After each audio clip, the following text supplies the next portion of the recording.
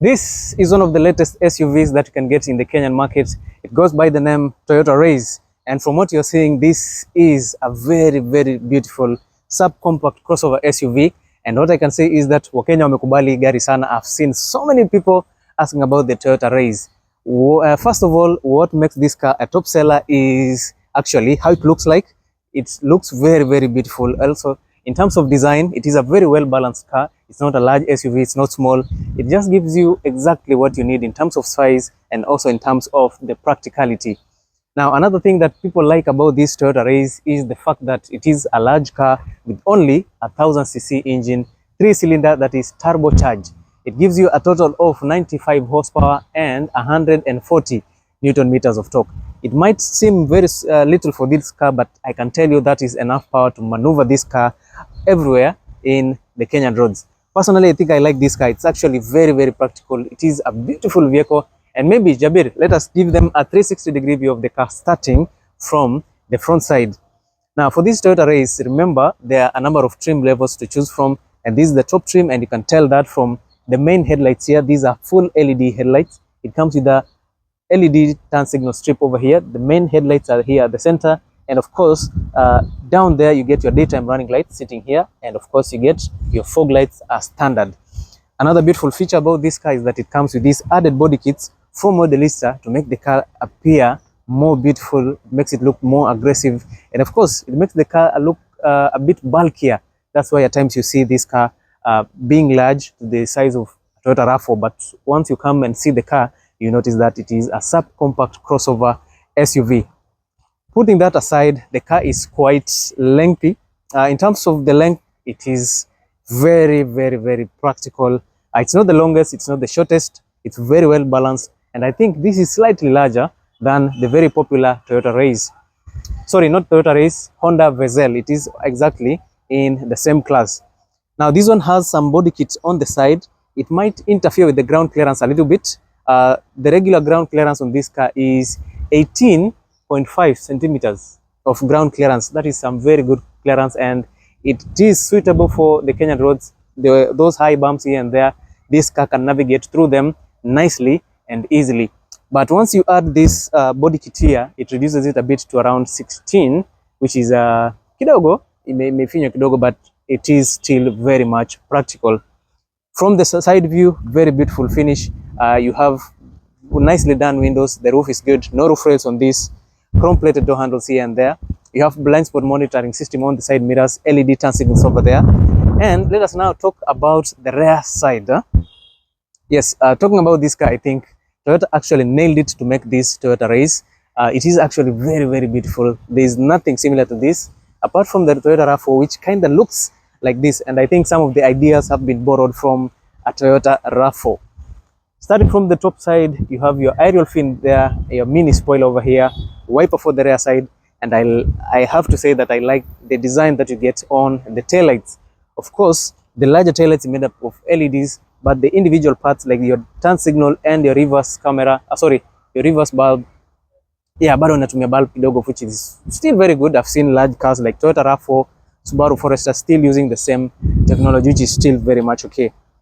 Bulky unit, a number of sensors here and there, and because this is a 2019 model, you get the new Toyota safety features, and in that case, we'll call it the Toyota Safety Sense. It is very well inserted in this car because this is the top level or the top trim of the Toyota Raize.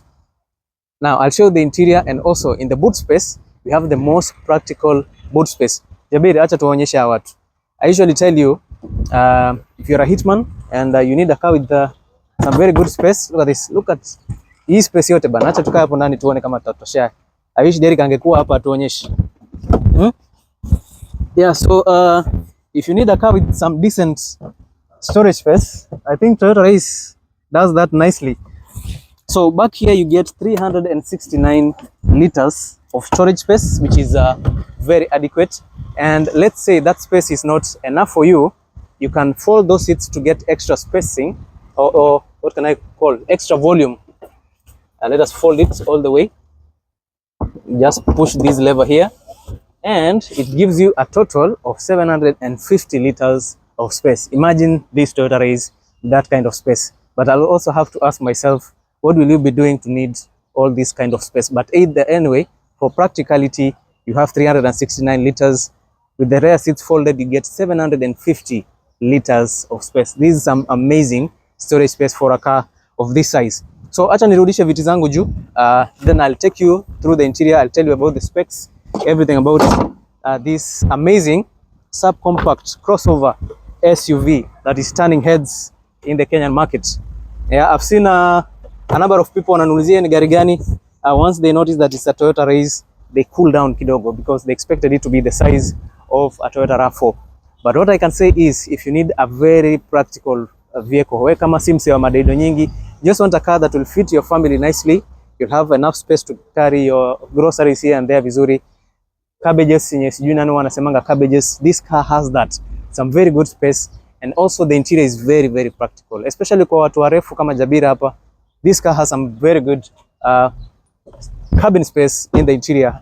I'll show you that as we continue with the video, but for now I just wanted you to see or to get a 360-degree view of this amazing Toyota Raize. So I can comfortably say, if this is a car that you want your first time car and you are not sure of what you need or what you'll buy as your first time vehicle, this Toyota Raize gives you some adequate space.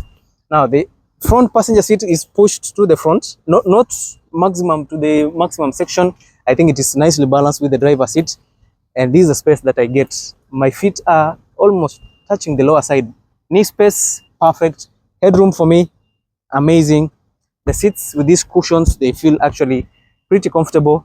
And we say the gari ya madoido, it's not a luxury car, so you don't get an armrest over here. You only get some adequate space for 3 passengers. So what I can say here, if you actually need a very practical car, this is the car for you.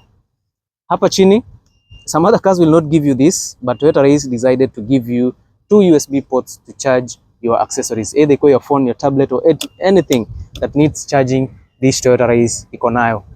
Pockets here and there, if you're snacking na huna place ya kuweka kwa sababu there's no armrest, and just put them here for practicality. On the top side, kuna lighting for the interior, not the brightest, but it is a feature that almost all the cars wanatupatia. Your places to hold yourself onto in case your driver is running mad na anataka kuwapitisha mali it's not making sense. You have some place to hold yourself onto. Isofix anchor points zote ziko, so kama uko na mtoi unataka kumbeba hapa nyuma with you, you can always go for that. Ziko hapa. Now safety belts zote ziko, kuna hii hapa, of course there is this other one, and of course there's this. So in terms of safety, you're very well covered. Let us check out the front side. So because it's getting late in the evening na ni kama machango kidogo, it's compromised. Acha niweke kando kidogo. Now starting from the door, you get this design over here. Of course it's nothing futuristic, nothing out of the ordinary. You have your power door controls located here. Controls for the side mirrors are also there. Chrome plated door handle, beautifully made design here. And remember, this car they are saving on weight, so you get plastic. Hii ni kitu yenye ukivunja you replace it immediately. So in terms of cost effectiveness, it is a nice one. I think I like it. In terms of storage space, you have this, what do you call it, door bins. You can put 2 water bottles there and maybe an extra stuff. Speakers, not the best sounding, but for daily use, no complaints about it. Now tukikuja hapa kwa sector ya viti, you have some very beautiful well cushioned seats over here, and of course from this material you can tell you can drive for long distances without getting tired. Very nicely made seats. You have this headrest over here which feels good, and I kind of like the design engraved into the seats. And of course you also have this what do you call it, orange edges on this Toyota Raize, because these are top trim, so you get these things they play around with to show you that you are driving a higher trim.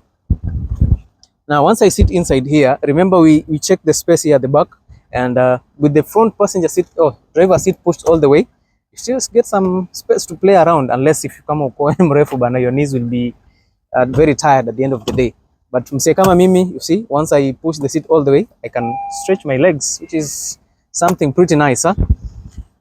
Manual adjustable seats, leather wrapped steering wheel right here, which feels pretty good. Look at how amazing this thing is. Very good design. I love the leather finishing on the steering wheel right here.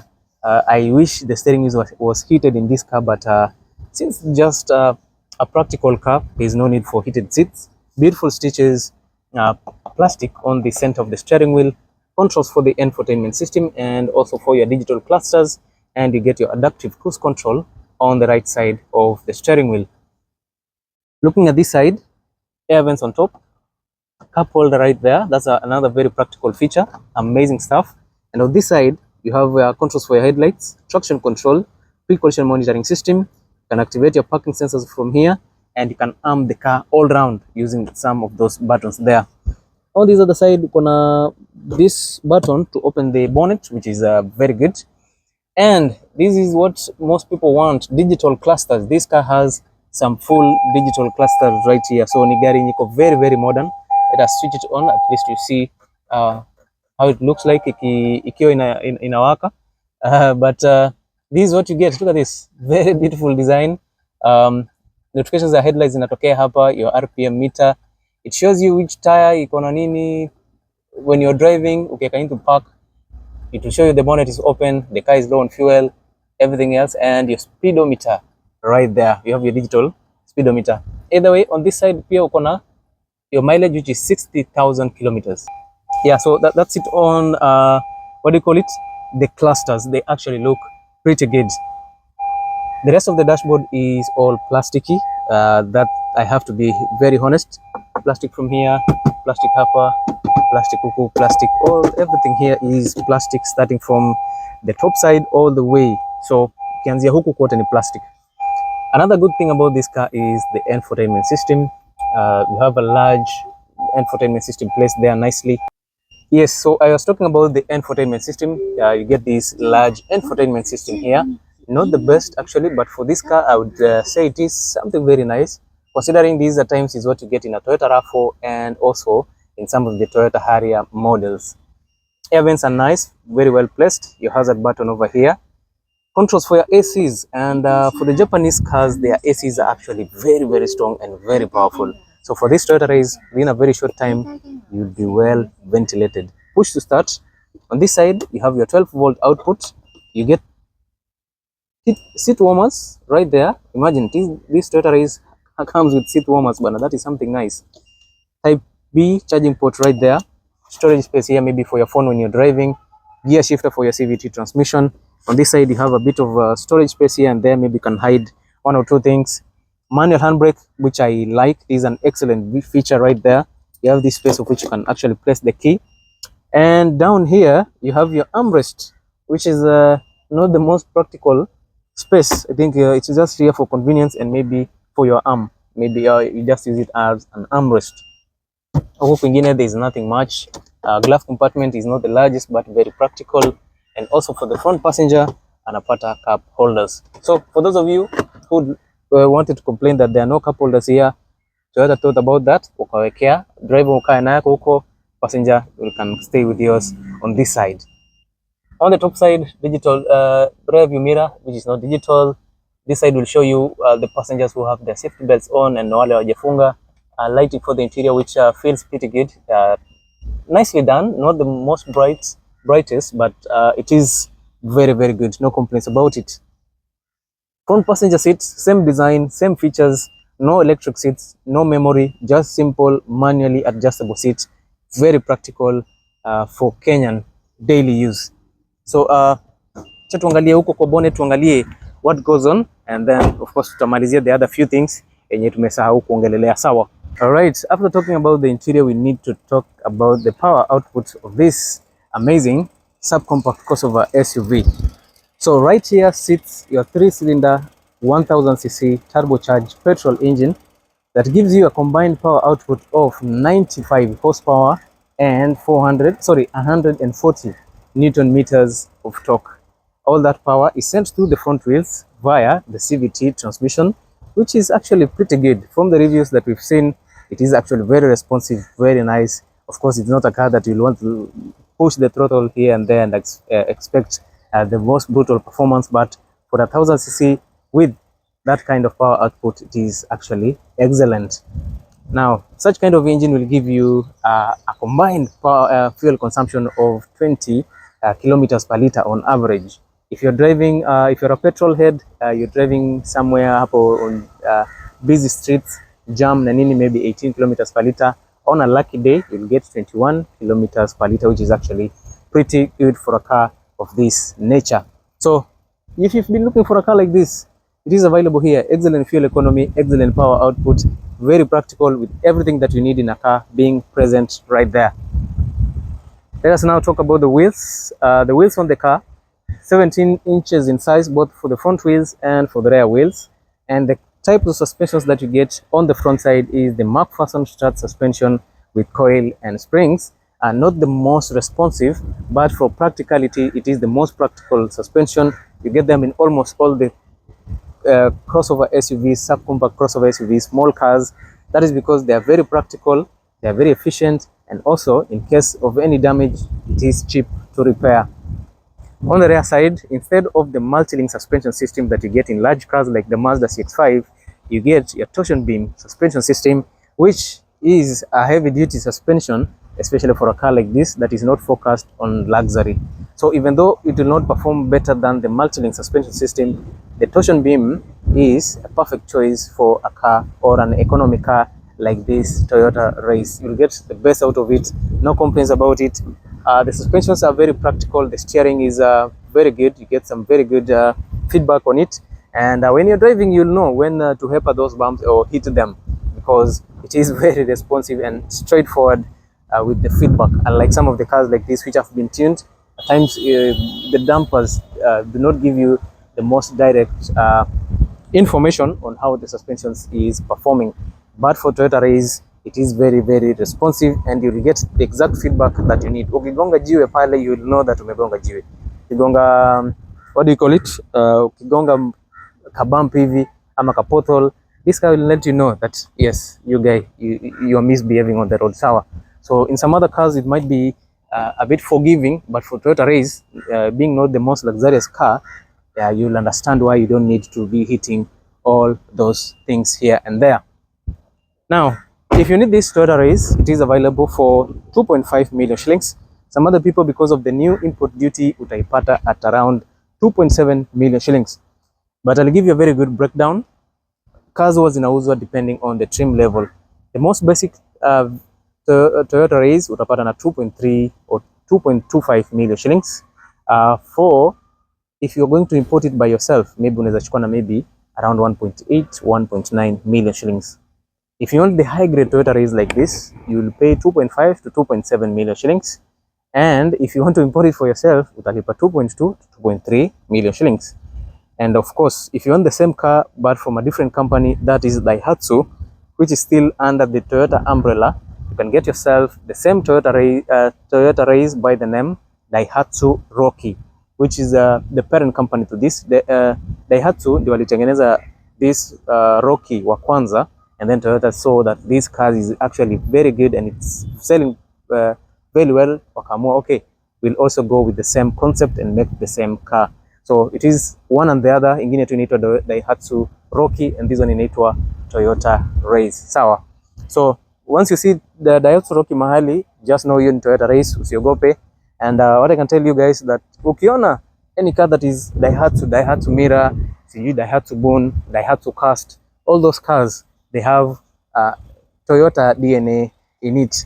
And one thing that I'm going to tell you about this Toyota Raize is that it shares some very critical parts with the Nissan X-Trail.